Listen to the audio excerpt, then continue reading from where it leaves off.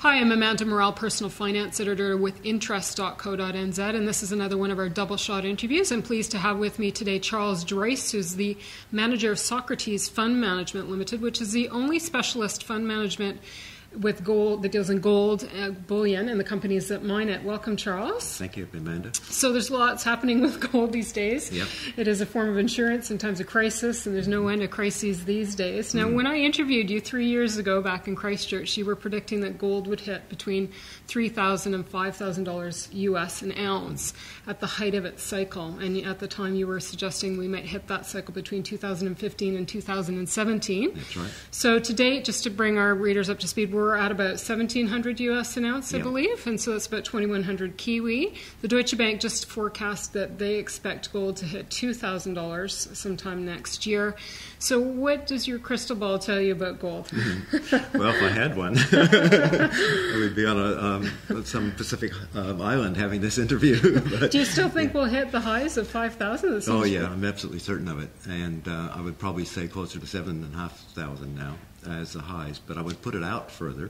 Right. And the reason for that is that one of the dynamics of a high in the gold and bullion as a safety investment particularly is extreme problems in the economy.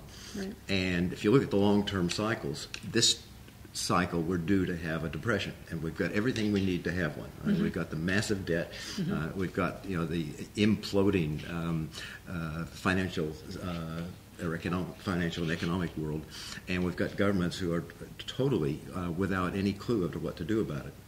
If they could do something, I don't even think they can. I think they've gone too far. Well, I think the debt has gone too far. But they are printing money, and they're holding off the day of reckoning. You can see this so clearly in Spain in particular now, and we see it in Greece, you see it in America. The figures that came out last week said that America, as a percentage of GDP, has a bigger debt than Greece. Yeah, but they keep printing money, they keep saying all these great things, so they're going to push out the depression as long as they possibly can. When it hits, it'll be worse, because the longer you push it out, particularly by creating more debt, which is what they do. They lend money to Spain and Greece and so on to get out of the problem. So the further you push it out, the bigger the problem's going to be, and the bigger the problem is, then the higher the gold price is going to be. So typically speaking, how long do these cycles, you've got some historical data on that? Yeah, the average is 16 years, Okay. but it's almost never the average. Right. So when the markets and the economy broke down in 1929, it was 1949 before it picked up. And we had massive debt in 1929, more so, less so than now, but still massive. When the markets broke down in 66, 68, the finish of that was in 81, 82, so it wasn't that long. Okay. But then they didn't have the debt. Yeah. So now I'm thinking, instead of the denouement, I guess, in 2016, 17, I'm thinking it's more like 2020 to 22. Okay. Because it's more in line, but it's a little bit longer than we had back in the 1930s and 40s. Let's just hope we don't have a war like they had back then. I hope not either.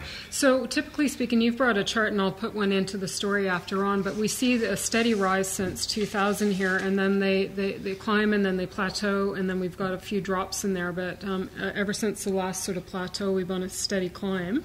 There's been a bit of a pullback recently. Yes. So that's just a normal part of the cycle? Yes. Predictable? Very much so. Yeah. Yeah, it broke down in 2006 and went flat for almost 2 years. And then it broke down again in early 2008, and it didn't get back to where it was until halfway through 2009. And then we had that steady climb, which we didn't enjoy any benefit from, and neither did any other New Zealander, because our currency climbed at the same time. Right? So there was no benefit to New Zealanders basically in that period of time. And then in the end of July, August 2011, it had quite a substantial drop. And it's just been going sideways since then. And it had a bit of a recovery this year, but it couldn't hold it. Right. So we're in that kind of up and down phase like we've had twice before in this run-up. Yep. And it's a very common thing in markets. You see it in the share market, you see it in the bond market. And we saw this in the 1970s with gold as well. What was really interesting about 1970 is when it finally decided it wasn't going to go flat anymore and it was going to go up, it just went up massively. And that's what I would expect to happen in this cycle, particularly with the big debt that we have That's right. to deal with. So at some point we'll see an astronomical spiral upwards. And then people will buy. Okay. When it's too late. So is now a good time to buy? Oh, I think so. Yes. I've recently put more money into my own fund because I thought the prices were so good and the opportunity was so good. Okay, well, we're in part 2 of this discussion. We'll kind of look at some more investorial sort of recommendations around that. But looking at some of the factors that drive the price, what about the suggestion that banks buying bullion are driving the prices down by shorting the market? Do you believe that's happening? Yes, and anyone can see it themselves. If they want to go to a website called Kitco, Kitco, and look for the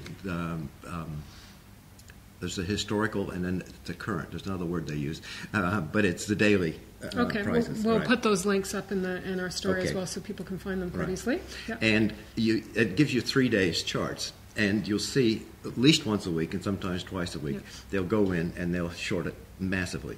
So you'll have a progression, climb, and bounce, and it'll all happen in an hour and a half. Usually happens around the close of time in London, what they call the fix, which that's when the gold price is fixed in London. And that's 4 o'clock London time. It's about, depending on daylight savings time, I think it's about 11 o'clock in America. And then when they close in America, between 4 and 5, the market's totally closed. And just before it closes, they'll often come in and they'll do another one. And sometimes they'll do it in the Hong Kong market. And you can see these, and sometimes the gold will be going sideways and then a big drop. But more often it starts to get up, and they don't want it to go that far, and they drop it. They bring it back down. So they short it like mad, and that triggers a whole bunch of computer trading programs. Sell out, push the price down, push it down, and then they can come back in, buy out their shorts, make money on the way back up. So with this kind of hickory-dickory going on there, should a long-term investor be concerned about that ultimately that will suppress prices? Ultimately, I don't think they should be concerned, but it certainly is well, it just drives you crazy, quite frankly. What about central banks buying up gold? That's been happening quite a bit, too. What effect is that having? Well, it's interesting. I mentioned before about people buying at the end of a cycle, and central banks are always way behind the times. So we had gold climb up in the 70s until 1980, and then it dropped, and it kept dropping up to 2001. It reached its lowest point, 2001, $251 an ounce. And that's when England sold a massive amount of gold out of their central bank. Couldn't have been worse timing. And then right after that, gold just took off. So now, but the central banks have still been selling even since then. And it wasn't until 2010, just 2 years ago, that they recognized that this gold is in a long-term cycle, and they started buying. Now, in the last year, we've had some massive buying. And I can quote some figures because last year the central banks bought 455,000 tons, metric tons of gold, and that's the largest central bank purchase since 1964. And this year they're predicted to do 493 tons. So that's, what's that, another more than 10% increase. And it's right around the world. You've got China, you've got Brazil and Turkey are getting in big time. South Korea, the Philippines, Kazakhstan, Russia, Mexico. So many of them are getting into it now. And this will be the beginning of their program. So they'll be buying and buying and buying for years to come. And the other people that are buying these days are just consumers. Jewelry makes up a huge component of the market. I mean, is there enough gold out there for all this demand? No, that's a really interesting thing. Because the amount of gold central banks bought last year is less than was produced from all the gold mines around the world. And the shortage is going to hit. And when it does, then there will be that classic supply-demand situation. And we'll see that driving the prices quite a bit. Even higher? Yeah. We're not actually seeing it too much at the moment. Okay. I mean, it's been going flat for, a year and a half now. Yep. And, but it's the bullion banks are shorting the market because they don't have enough gold to supply their contracts. And all through the 80s and 90s, with gold prices going down, people didn't get delivery on their contracts, so they didn't need the gold. And Neville Bennett has a friend who's from an investment bank in Switzerland, and he's their gold specialist, and some of his reports are considered to be some of the best in the world.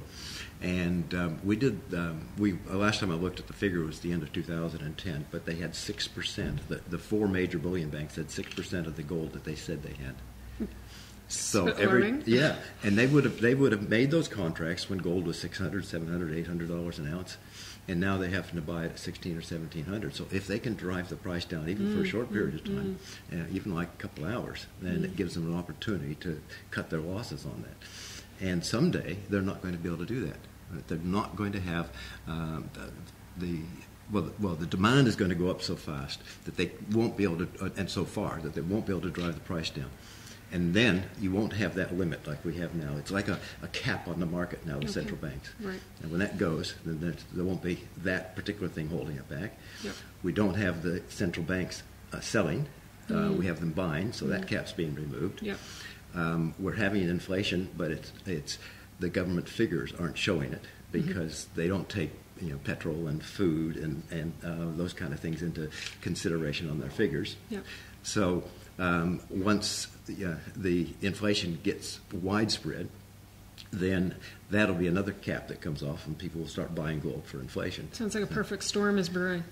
Yeah. The only problem is you have to have the economic downturn as part of it, and of course that's going to hurt so many people. Okay. Well, speaking of downturns, what impact will the fiscal cliff have on gold? Oh boy, that's a hard one. I don't really know.